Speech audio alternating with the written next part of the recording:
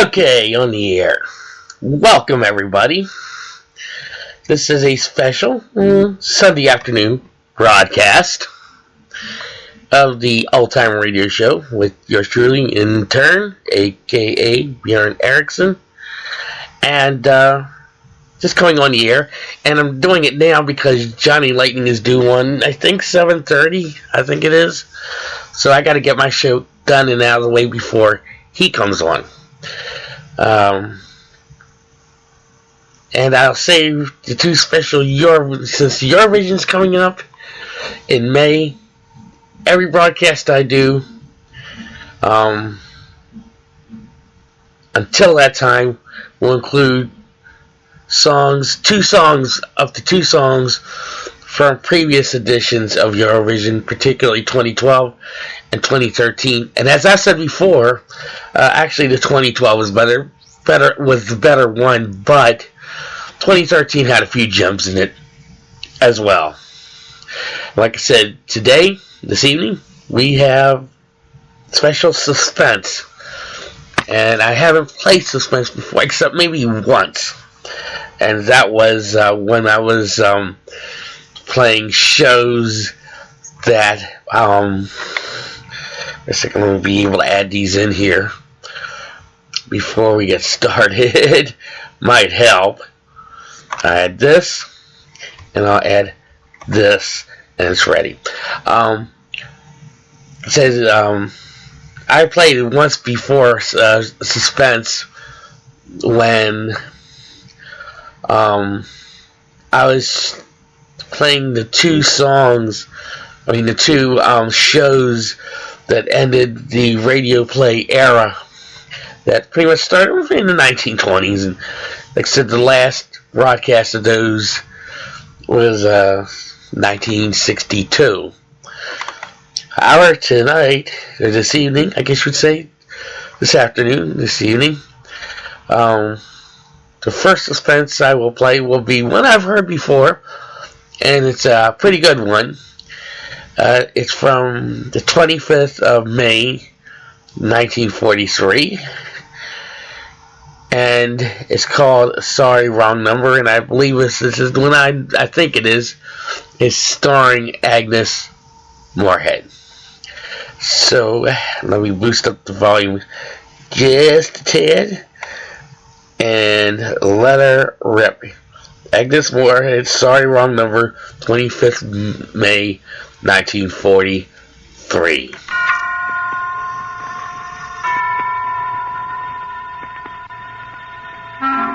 Suspense.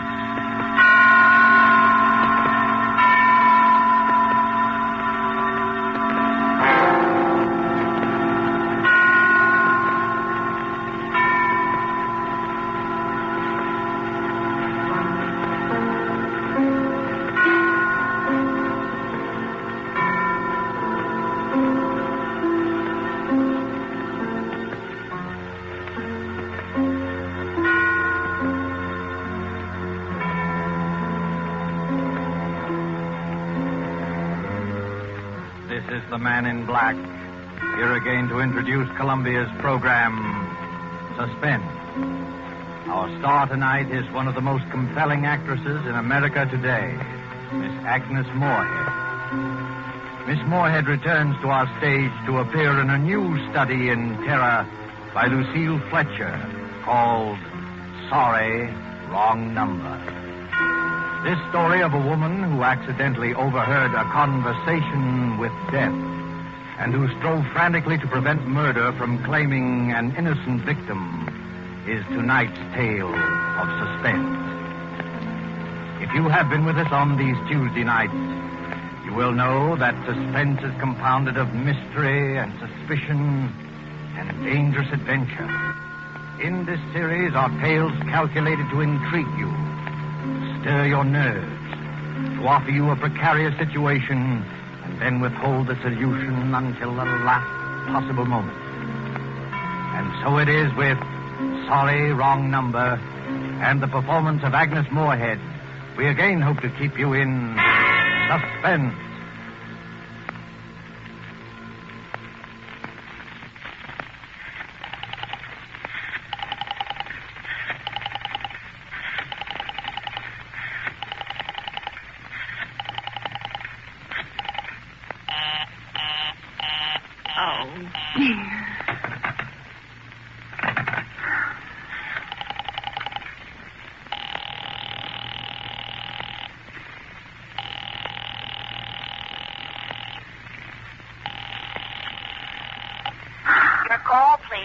Operator, I've been dialing Murray Hill 70093 now for the last 3/4 of an hour, and the line is always busy. I don't see how it could be busy that long. Will you try it for me, please? I will be glad to try that number for you. One moment, please. I don't see how it could be busy all this time. It's my husband's office. He's working late tonight, and I'm all alone here in the house. My health is very poor, and I've been feeling so nervous all day. Ringing Murray Hill 70093.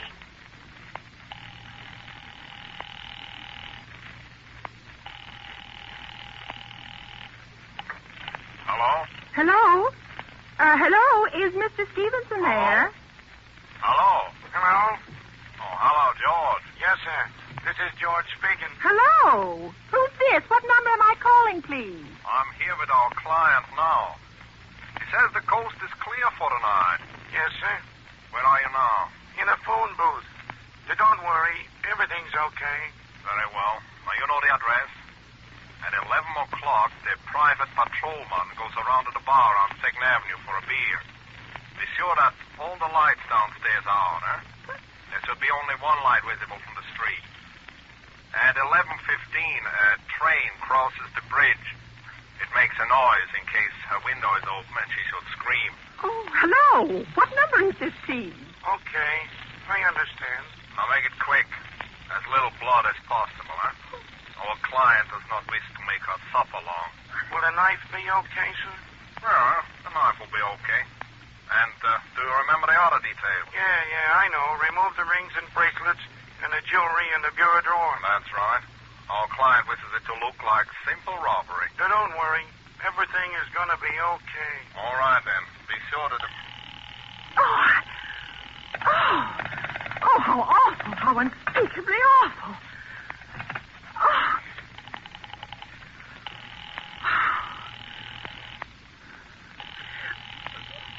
Your call, please. Operator, I've just been cut off. I'm sorry. What number were you calling? Why, it was supposed to be Murray Hill 70093, but it wasn't. Some wires must have got crossed. I was cut into a wrong number, and I've just heard the most dreadful thing. Something about a murder. And, operator, you'll simply have to retrace that call at once. I beg your pardon. May I help you? Oh, I know it was the wrong number, and I had no business listening, but these two men, they were cold-blooded fiends, and they were going to murder somebody, some poor innocent woman who was all alone in a house near a bridge, and we've got to stop them. We've got to. What number were you calling, please? Well, that doesn't matter. This was a wrong number, and you dialed it for me, and we've got to find out what it was immediately. What number did you call? Oh, why are you so stupid? What time is it? Do you mean to tell me you can't find out what that number was just now? I'll connect you with the chief operator. Oh, I think it's perfectly shameful. Now, look, it was obviously a case of some little slip of the finger. I told you to try Murray Hill 70093 for me. You dialed it, but your finger must have slipped, and I was connected with some other number. And I could hear them, but they couldn't hear me. Now, I simply fail to see why you couldn't make that same mistake again, on purpose, why you couldn't try to dial Murray Hill 70093 in the same sort of careless way. Murray Hill 70093. I will try to get it for you. Thank you.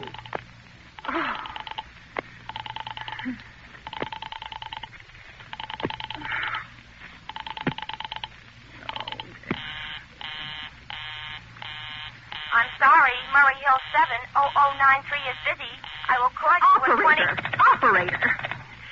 Operator.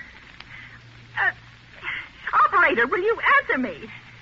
Your call, please. Well, you didn't try to get that wrong number at all. I asked you explicitly, and all you did was dial correctly.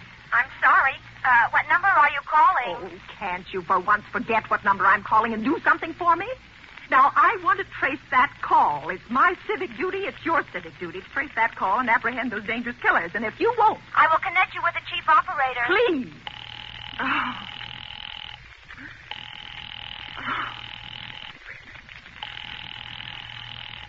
Answer. This is the chief operator. Oh, chief operator, I want you to trace a call, a telephone call immediately. I don't know where it came from or who was making it, but it's absolutely necessary that it be tracked down because it was about a murder that someone's planning. A terrible, cold-blooded murder of a poor, innocent woman. Tonight at 11:15. I see. Well, can you trace it for me? Can you track down those men? I'm not certain. It depends. Depends on what? It depends on whether the call is still going on. If it's a live call, we can trace it on the equipment. If it's been disconnected, we can't. Disconnect? If the party parties have stopped talking to each other. Oh, but of course they must have stopped talking to each other by now. That was at least 5 minutes ago, and they didn't sound like the type who would make a long call. Well, I can try tracing it. May I have your name, please? Mrs. Stevenson. Mrs. Albert Stevenson. Now, but listen... And your telephone number, please. Plaza 4, 2295. But if you go on wasting all this time... Why do you want the call traced, please? Why? Well... Oh, no reason. No reason. I merely felt very strongly that something ought to be done about it. These men sounded like killers. They're dangerous. They're going to murder this woman at 11:15 tonight, and I thought the police ought to know. Have you reported this to the police? Well, no, not yet. You want this call checked purely as a private individual? Yes, but meanwhile... I'm sorry, Mrs. Stevenson, but I'm afraid we couldn't make this check for you and trace the call just in your say-so as a private individual. Well, We'd have to do something more official. Oh, for heaven's sake. You mean to tell me I can't report that there's going to be a murder without getting tied up in all this red tape? Why, it's perfectly idiotic. Well, all right. I'll call the police. Thank you. I'm sure that would be the best way to... Ridiculous. It's perfectly ridiculous.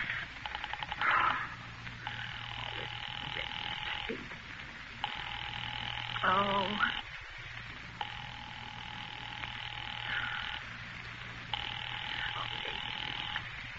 Your call, please.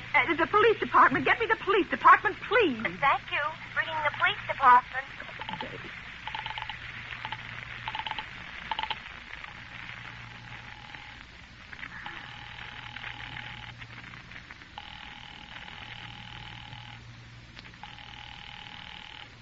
Police station, precinct 43, Sergeant Martin speaking. Police department.